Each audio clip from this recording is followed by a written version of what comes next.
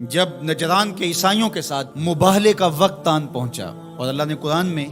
اس منظر کو بیان کیا ہے، قُلْ تَعَالُوا نَدْعُ أَبْنَاءَنَا وَأَبْنَاءَكُمْ وَنِسَاءَنَا وَنِسَاءَكُمْ وَأَنفُسَنَا وَأَنفُسَكُمْ ثُمَّ نَبْتَهِلْ۔ اے محبوب ارشاد کر دیجئے تم بھی اپنے بیٹے لے آؤ، ہم بھی اپنے بیٹے لے آتے ہیں، تم بھی اپنی خواتین لے آؤ، ہم بھی اپنی خواتین لے آتے ہیں، تم خود آ جاؤ اور ہم بھی خود آ جاتے ہیں، پھر ہم مباہلہ کرتے ہیں اور جھوٹوں پر اللہ کی لعنت کرتے ہیں۔ تو حضور علیہ السلام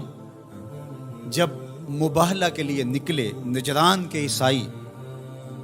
پورے کر و فر کے ساتھ اور اپنے لوگوں کے ہمراہ منتظر تھے، تو حضور نکلے تو حضور کے ساتھ حضرت علی المرتضیٰ رضی اللہ تعالیٰ عنہ تھے،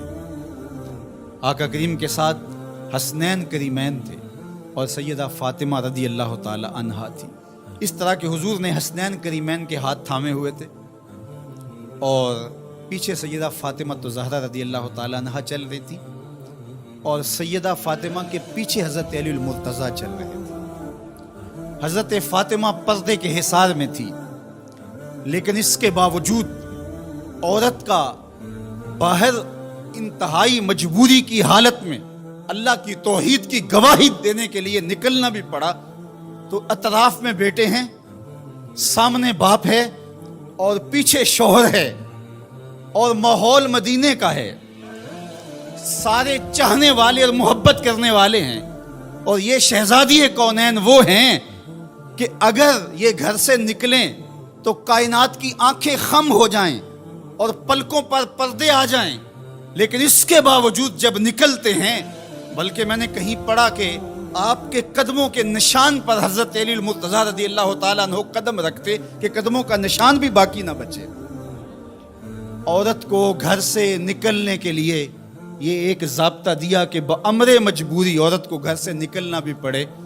تو اس کو اپنے محرم کے ساتھ کس احتیاط سے نکلنا پڑے گا۔ اللہ اکبر! یہ ملکوتی قافلہ، یہ تقدس مآب قافلہ جو 5 نفوس پر مشتمل تھا، جس پر میرے حضور نے ارشاد فرمایا اللہم ہؤلاء اہلی، اللہ یہ ہیں میرے اہل، یہ ہیں میرے گھر والے۔ اللہ اکبر! میری کل کائنات یہ ہے، اور آج تیری توحید کی گواہی کے لیے، سچائی کی گواہی کے لیے، مباہلے کے لیے لے کر کے پیش ہو رہا ہوں۔ اللہ اکبر! اب جب مباہلے کا وقت آیا اور ان لوگوں کو دیکھا تو ان کا جو بڑا پادری تھا اس نے اپنے سارے پادریوں کو مخاطب کر کے کہا واللہ میں وہ چہرے دیکھ رہا ہوں، اگر یہ کہیں کہ یہ پہاڑ یہاں سے اٹھ کے ادھر ہو جائے تو سرک کے پہاڑ ادھر ہو جائے گا،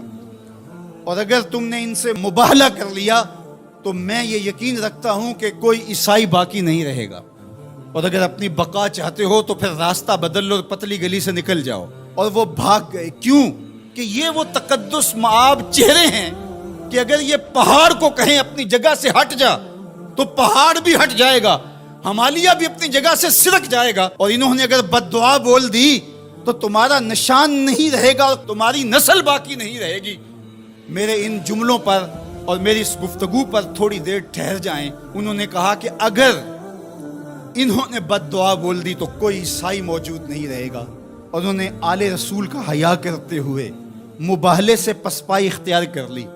آج دنیا کے جس خطے میں بھی آپ چلے جائیں، آپ کو جیسے بھی عیسائی ضرور ملیں گے، ان کا مذہب جس صورت میں بھی ہے بہرحال موجود ملے گا، لیکن جنہوں نے حیا نہیں کیا اس یزید کی نسل آپ کو کہیں بھی نہیں ملے گی، اس شمر کی اولاد آپ کو کہیں نہیں ملے گی، ابن زیاد کی نسل آپ کو کہیں نہیں ملے گی۔ میں نے تو دنیا گھومی ہے، مجھے آج تک کوئی شخص نہیں ملا جس نے کہا میں یزید کی اولاد سے، آج تک کوئی شخص نہیں ملا جس نے کہا کہ میں اتنی پشتوں میں جا کے خولی سے ملتا ہوں، کسی نے یہ نہیں کہا کہ میں شمر کے نسب سے تعلق رکھتا ہوں، لیکن کائنات کے جس کونے میں گیا ہوں کسی نے کہا میں موسیٰ کاظم کی اولاد سے ہوں، کسی نے کہا میں جعفر صادق کی اولاد سے ہوں، کسی نے کہا میں امام علی رضا کی اولاد سے ہوں، میں حسنی سید ہوں، میں حسینی سید ہوں۔ تو یار نام تو ان کا باقی رہا، تو یزید کا تو نشان مٹ گیا، تشخص بھی مٹ گیا، اور حسین کے روزے پہ آج بھی جھنڈے جھولتے دکھائی دیتے۔ فخر کا دل میں دریچہ باز کرنا چاہیے، جن کا تو آقا ہے ان کو ناز کرنا چاہیے۔ ہمارے لیے فخر ہے کہ ہم حسینی ہیں، حسینی ہونا اعزاز ہے، حضور کی آل کی محبت اور ان کی ولا یہ ہمارے سینوں کا اجالا ہے، یہ باطن کی روشنی ہے۔ اقبال کہتا ہے کہ آج اگر آپ میرے اندر ایمان کی حرارت دیکھتے ہیں اور اسلام کا حقیقی فلسفہ اگر میرے نوک قلم سے ٹپکتا ہوا دیکھتے ہیں، تو یہ نور، یہ اجالے اور یہ روشنیاں مجھے نصیب کس چوکھٹ سے ہوئی؟ از ولائے دودھ مانش زندہ میرے باطن کی حرارت اور توانائی کا سبب یہ ہے کہ میں حضور کی اولاد سے پیار کرتا ہوں۔ اللہ اکبر۔ در جہاں مثل گوہر تابندام، کہا کہ یہ عکس جمال رسالت معاب اور پھر عکس اہل بیت نبوت ہے کہ آپ کو میرا چہرہ چمکتا ہوا دکھائی دیتا ہے، تو یہ زندگی اور یہ حرارت جو ہے وہ اہل بیت نبوت کے سبب سے نصیب ہوتی ہے۔